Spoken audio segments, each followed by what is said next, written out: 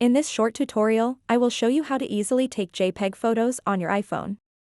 Taking photos with your iPhone is a simple process, and it's even easier when you understand how to save them as JPEG files. To get started, open up the Settings app on your iPhone, and then scroll down until you see an option called Camera.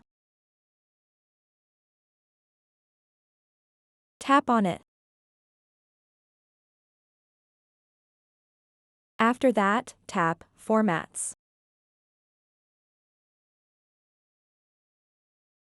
Once you are on this page, you'll see two different options: high efficiency and most compatible.